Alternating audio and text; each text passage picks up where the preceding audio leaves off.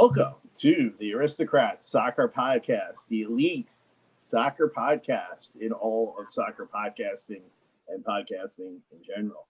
This is David Harris here this week with co-host Jake Keegan. Jake, how you doing? Doing great, Dave. We have another great guest on, so please introduce the woman of the hour. Well, we have a very extra special elite guest. Welcome, Leah Pruitt. How are you? I'm good. Thank you guys for having me. I'm excited. Very excited to have you, Leah. And Leah is a forward with the OL Reign in the NWSL.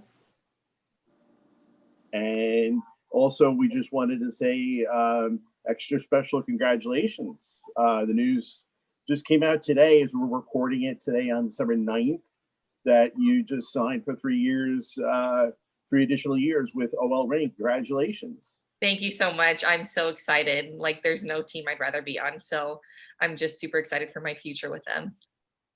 Great.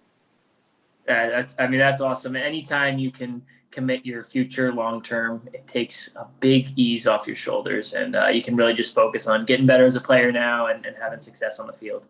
Yeah, agreed. And it just like shows that they have so much like excitement for my future too. So it's awesome. Yeah.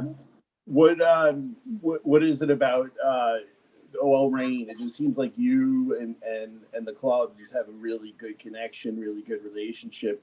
Can you just maybe talk to us a little bit about that? You know, you had a nice sort of end into this crazy hectic 2020 with on the field, where you came back from your injury and were able to play some games for the club in the fall. So take it from there and just tell us about your relationship with the club.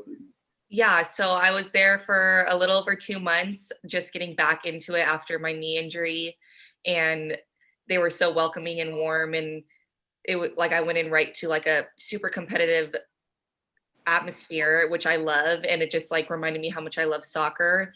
The girls are all super competitive, super friendly, like they're my friends off the field as well, and I think the coaches were awesome. And even in that 2 months, like I feel like I grew so much as a player, and they were just like all super good teammates. I'm back on the West Coast. I have friends that live in the area. We live in a really nice spot. Like there was honestly no complaints I had when I was up there. So I was only there 2 months and then had to come home for the off season, and I didn't want to leave, but I'm like super excited to be back out there and just keep growing as a player. And like, I'm excited for my future because I feel like it's very bright with this team, and I feel like I have a lot of support with the players and the coaching staff. Like it's just a really good, welcoming group. Great. Yeah. What was that like for you? You were what was it, June when you were claimed off waivers? Yeah. By the OL Reign. What was that like? I mean, 2020 was crazy, obviously, and you are picking up and moving across the country now. Of course, it's on the right side of the country because, in your opinion, West Coast is the best coast, I'm sure. Right. But what was that like? You're halfway through 2020 and you have to pick up. My whole year was weird. I like found out a lot of stuff with my knee and was just at home actually recovering. And I was trying to get back for that Challenge Cup with North Carolina and just recovering at home, being around my family because I just wanted the support while I was going through the injury.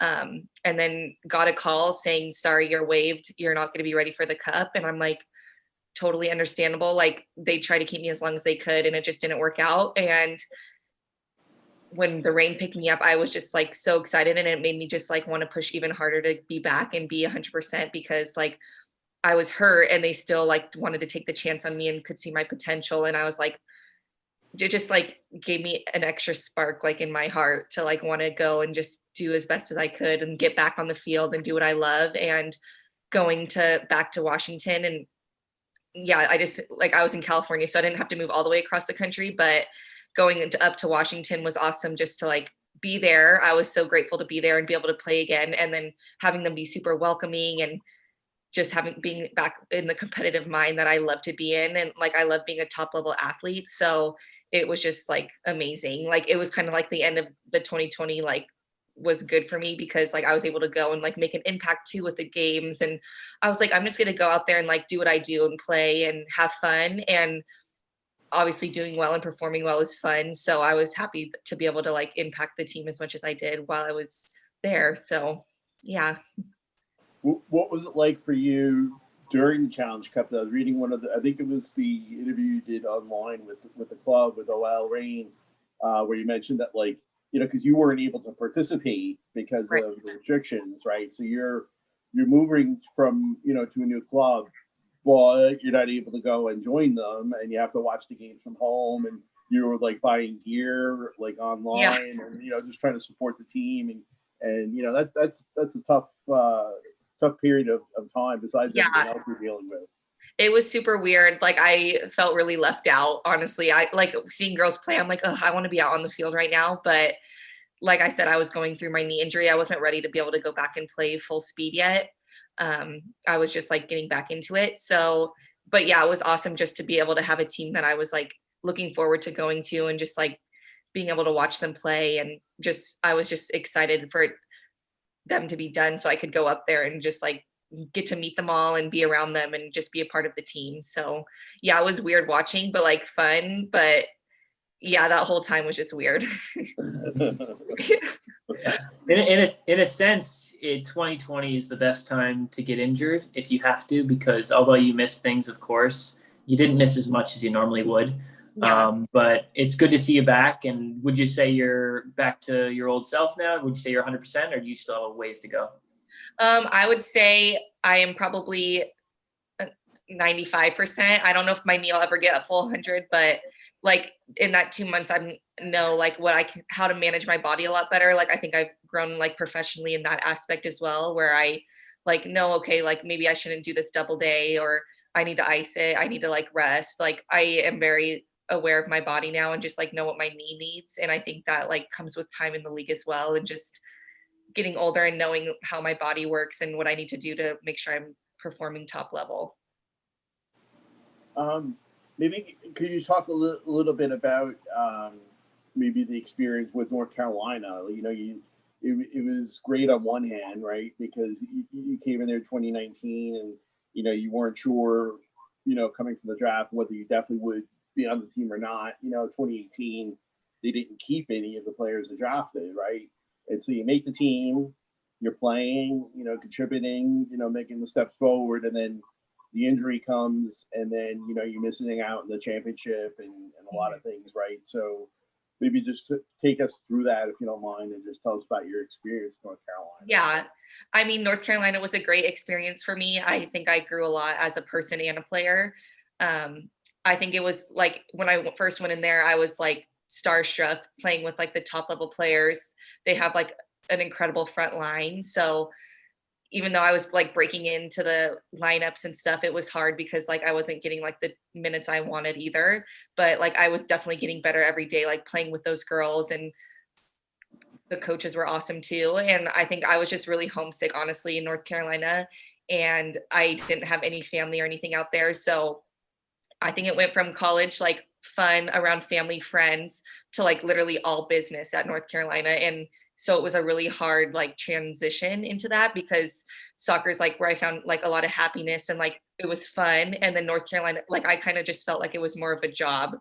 And yeah, like getting injured makes it 10 times worse. So then like I wasn't even getting to play because of my knee, and like I was still very supportive and wanted them to go far and do well and everything. So, but like obviously being on the sideline is a lot different. But like, yeah, I feel like it just all worked out for me. Like I was able to experience North Carolina, and it was a awesome organization, and I learned a lot there.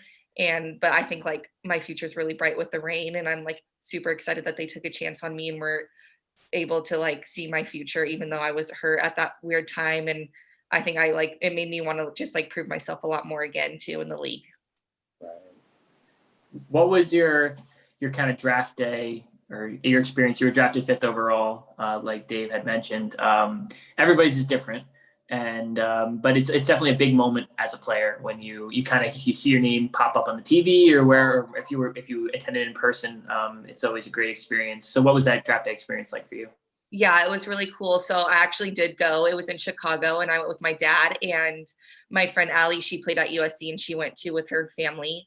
And we were we went there and I was just like sitting in the front row and I was texting Allie like the whole time too, like while they were calling the names. And I remember North Carolina was up and we were texting each other and I'm like, oh yeah, like we were both like, no, we probably like, we didn't, because some of the teams like kind of reach out before and are like, oh, we're interested in you or whatever. And like, I had heard nothing from North Carolina and I'm literally on the phone and I hear my name and I like look up at the, like my name and I like throw my phone at my dad because he's sitting right by me and I'm just like in shock. It was so cool because I had no idea and I was not expecting it at all. And then like, it was just all like, I just kind of blacked out from there because I was just like filled with like excitement and was just like, oh my gosh, I just want to go play already because it just was super exciting. So yeah, it was really cool experience to like be able to go there and hear my name get called and like go up on the stage and like give a little shout out and then like meet all the coaches I was going to be playing for. So it was really cool.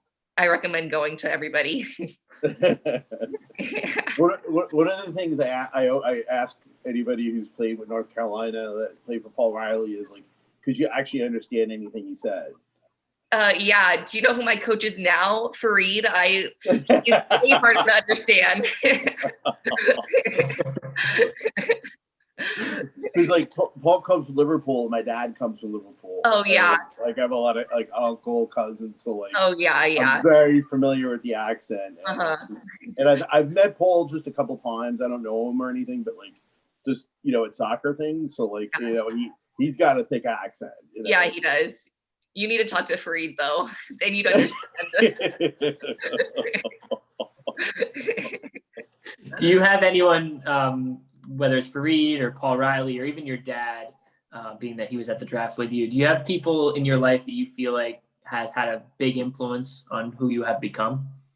Oh, definitely. I think definitely my mom and dad and just like old coaches, like have definitely had an impact. My sister's a year older than me and we both played D1 soccer. So like she was actually a goalie. So like we'd go out and I just shoot on her.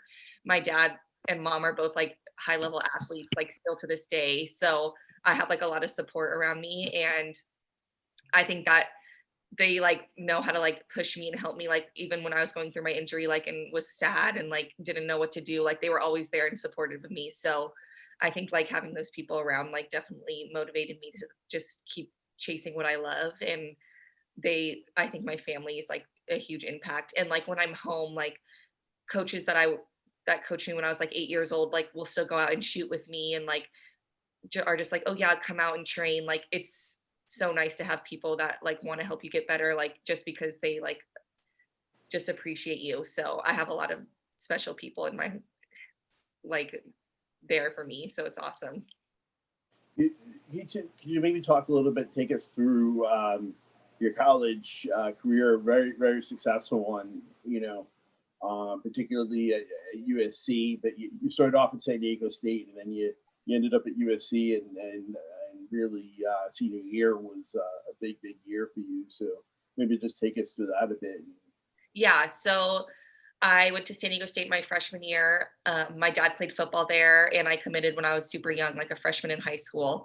And I was like, I'm just going to give it a chance and ended up like not really digging it. So decided to go to USC. I knew a lot of girls that I played club with that were there, like Allie Prysock, and Julia Bingham was going there, who's a girl I grew up playing with since I was like 8 years old as well. So I wanted to stay close to home, and USC is like a top level, like D1 Pac-12 school. And I'm like, I want to play with the best of the best. So it was honestly the perfect fit. And then right when I got in there, we won a national championship and I was literally around the best players and was like, wow, like, I'm so happy I'm here. And yeah, so that was like, still to this day, I say it was like 4 years ago, like a couple of days ago, I got like the memories on my phone that were like 4 years ago today, like you won a national championship. And it was still like the best moment of my life. Like nothing's topped it yet. And yeah, so then junior, senior year, like I was just like, I loved that team so much. The coaches were awesome. The girls were like all my best friends. So like I wanted to go out and do amazing like every day because of them. And it was so fun. And yeah, I had a great senior year because I feel like my teammates were just so awesome. And like, it was just fun. Like I was just having so much fun out there. And so, yeah, I cherish those moments. I would go back any day. It was so fun there. It definitely seems like It definitely seems like you're the kind of person that the atmosphere around you plays such a huge part in terms of the on the field. Like there's some people that terrible things can be going on in their life, but on the field, it's like they can just shut it out. But you seem to be, when you have people around you that you love and you appreciate, and you perform so much better on the field. So do you have any like crazy or not crazy, but funny off the field stories with your USC teammates that you'd like to share? I mean, there's a lot. I feel like all the trips that we'd go on, like going to Arizona or like going to Florida, like they were always just like, I can't even think of like one specific one, but well, there was this one time that was actually pretty funny.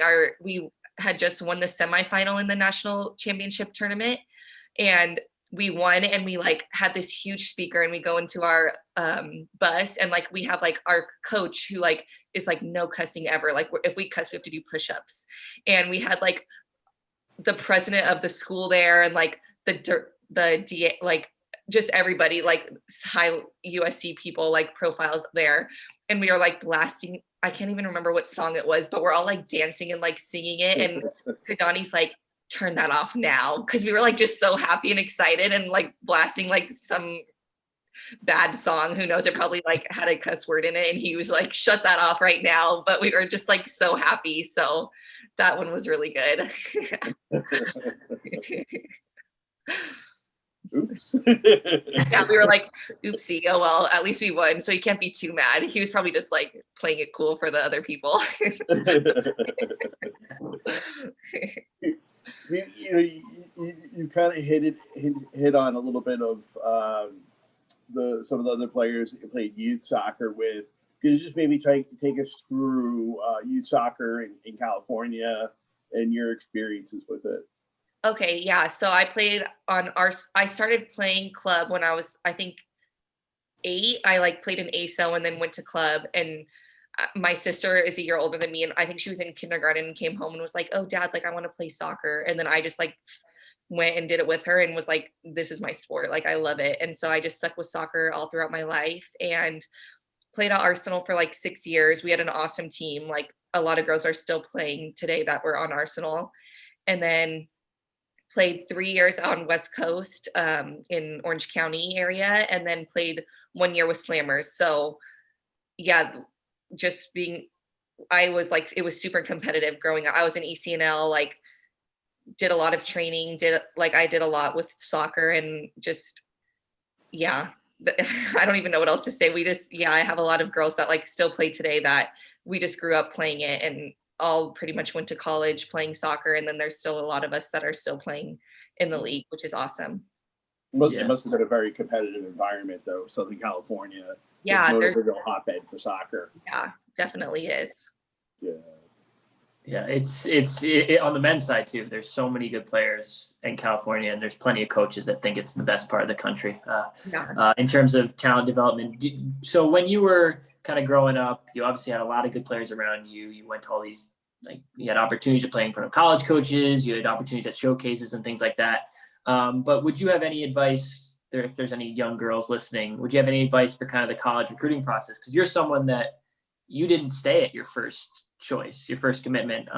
So is there anything that you would say maybe you could have done differently or would have done differently, or any advice you would give? I would just say, I know it's a lot different now, but I would say not to like bite at the first offer you get, and just like don't commit to something just because like all your teammates are committing to something, or like because it's a really good offer, and just really think about it. Because I think I like jumped on the opportunity I had like right when I like heard first, like, oh, full ride, no questions asked. I'm like, heck yeah, like he wants me that bad, like I'm gonna take it. And then like I also I committed when I was a freshman in high school, and I was 4'11", like super small, like totally different now I'm 5'8", like muscular, like I'm like known as being like a powerful forward. So I like totally switched. And so I think like, yeah, like don't jump on the first opportunity. And like even then, when I was growing and was getting like offers from different bigger schools, I was like, well, he believed in me like when I was younger, so I'm going to stick with it. But yeah, like I would just say like wait it out, like really go and like talk to girls, like hear their experiences at the schools, like,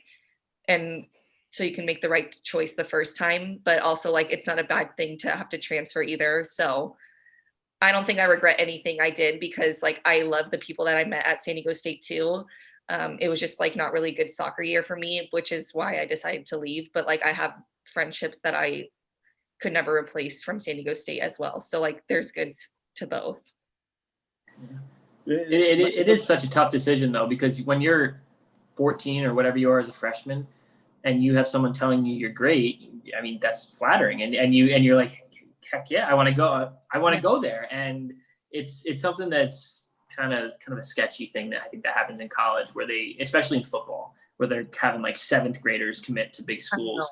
Yeah. So it's just crazy. But I do think I really agree with what you're saying in terms of the most important things. You have to make the decision for yourself. I know you mentioned like, oh, my dad went to San Diego State, which is fine and it's great, but that doesn't necessarily, it could be good for you, but it doesn't necessarily mean it's the right decision for you. So yeah, exactly. I agree with that. And like, and when I was going through the transfer thing too, my sister played at LMU, and everyone's like, oh, you could just go to LMU. And I'm like, yeah, that would probably be the easy thing. Like, I don't want to do the same thing again. Like, I'm going to like, just like take a jump off the ledge and just figure it out. You know, like I don't need to like follow like where somebody that I know is comfortable at is either. So I think, yeah, just taking it on yourself and figuring out for yourself is the way to go.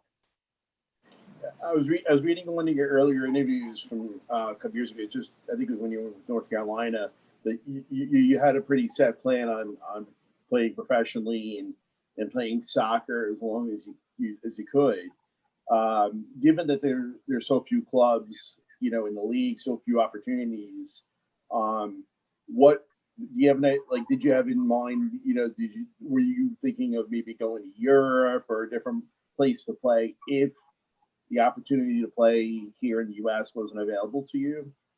I like thought about it, but I was like, I for sure want to play in the US, and I knew I was good enough too. So I never really worried about going and playing overseas. But like now in my career, I'm like, I want to go play like maybe in the off season, or like even go like practice with like a France or something, like just do something where I can like make memories and like get cool experiences out of it. So like I'm totally open to going and playing overseas as well. But like I'm here like during the rain season, and then maybe like I can go on loan or something like that. But yeah, I wasn't really like thinking about going overseas like in the beginning of my career. Like I wanted to stay, and like I think North Carolina was far enough away. But I think like now I am like more mature and like want to go overseas and like just for the cool experiences. And like I've heard like really good things about girls who go play. So we'll see. yeah, I think every girl or NWSL player that we've had on has either played in Australia or gone overseas, or we had Sofia Huerta on, who obviously is training now with Lyon in France. It's so cool.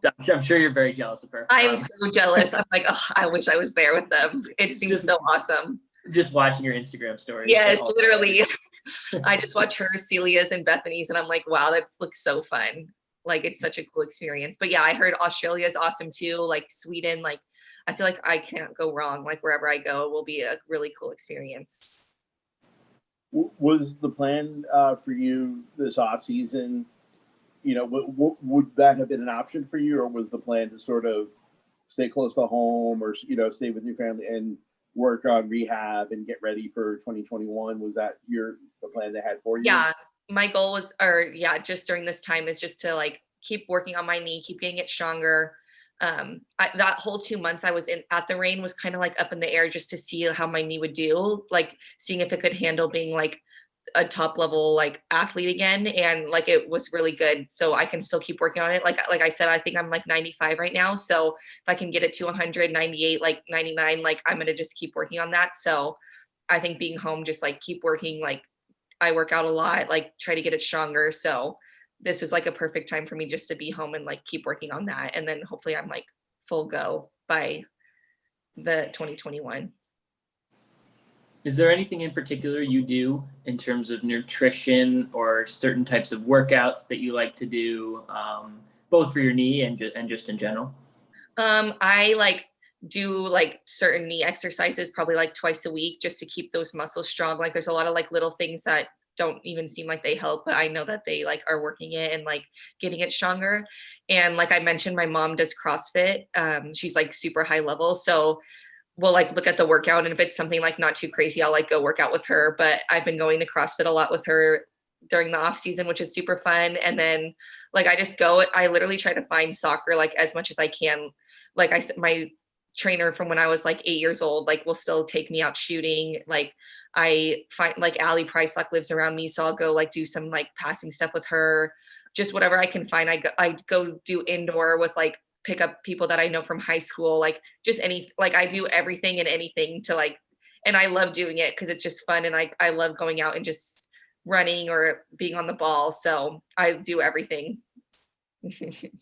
Well, you live in Southern California still? So like during the off season, or? Yeah, I just went home and like I live at my parents' house right now at home. Yeah.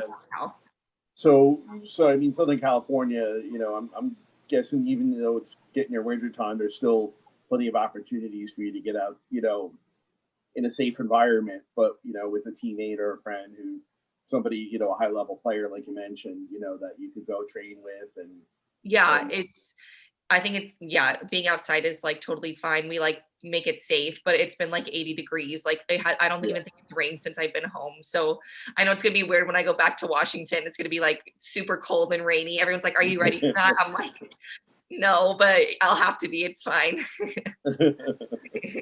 I can say I'm very jealous. I'm a warm weather person.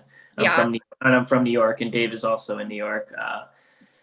Off seasons can be tough. I won't lie.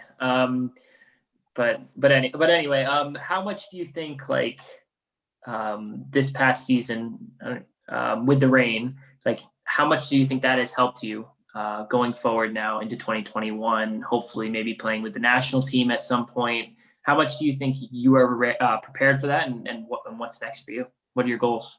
I think that just going and like proving to not only myself but like my coaches and teammates that I am ready to like perform and help this team, like boosted my confidence so much and made me just really excited for my future. And I think what's next is just to keep improving as a player and helping the Reign as much as I can, like get some goals. I want to score a lot and just be a threat up top. And I think like all the accolades for my individual self will fall where they may. Obviously the national team would be something like I would love the opportunity to be on that team and even go to a camp. But I think my main goal right now is just to have fun and do whatever I can with the Reign. And I'm really excited just to go back and keep growing as a player and just keep working to like my full potential. And I think I haven't even hit my prime yet. And I think the Reign will definitely help me get there. So I'm just excited to like play with the best people and just keep growing as a player and keep improving and then see what happens. Well, maybe touch on a little bit of, you did have some experience with the U23s with US. Maybe could you touch on that a little bit?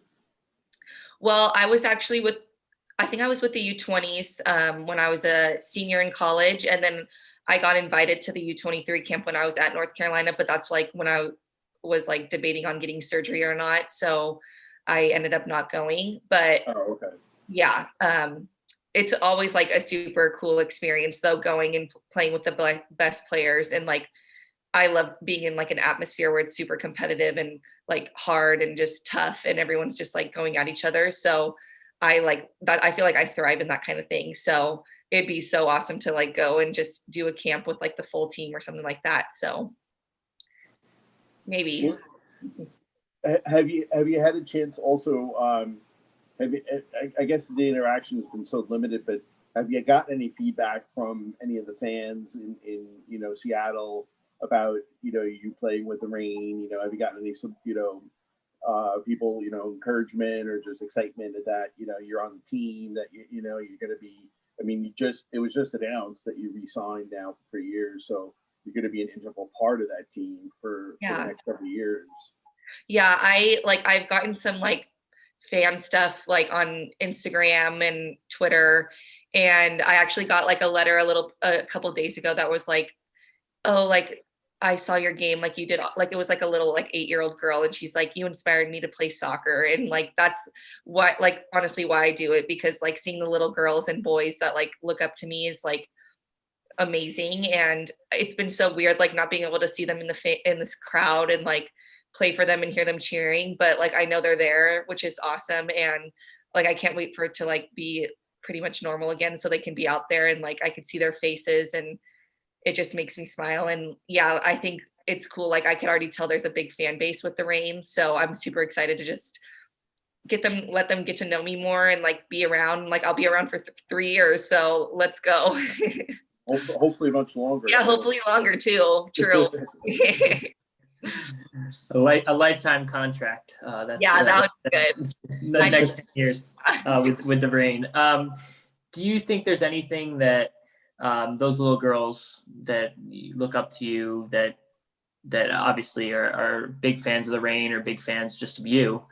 Is there anything that you would tell your 8-year-old self or 10-year-old self about soccer, about life, about anything?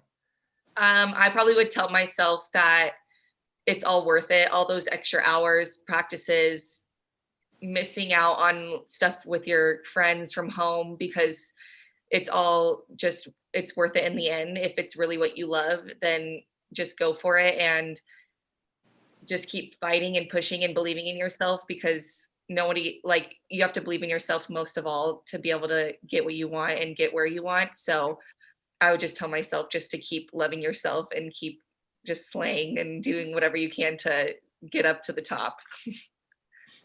It's a great message. And I think wrapping it up, to the end, is there anything that you want to promote or just get the word out there about it? Any kind of camps or anything that you do, or just where they people can follow you on social media? Yeah, I'm not really doing anything right now, but I mean, I'm just Leah Pruitt on Instagram, and I think I'm Leah Pruitt 44 on Twitter. I used to be number 44 growing up, but now 35 is my favorite number, but I still like 44, but that's it. and that's how they can follow you and also follow the OL Reign and see the next steps for you over the next few months, and then going into 2021, which is hopefully a great year for all of us. So thank you so much. Thank you so much for coming on. We really appreciate it. Yeah, thanks for having me. It was really fun. It was good to talk to you guys. Yeah. Thank you so much, and make sure you wish your mom well at the CrossFit Games. Oh yeah. Everyone needs to follow me so they can see how she does. I'll be posting about her. Yeah, definitely. You got to post something. Yeah. Awesome. Well, thank you so much. Until next time, Dave. I'm the athlete. I'm the advocate. And we are the Aristocrats.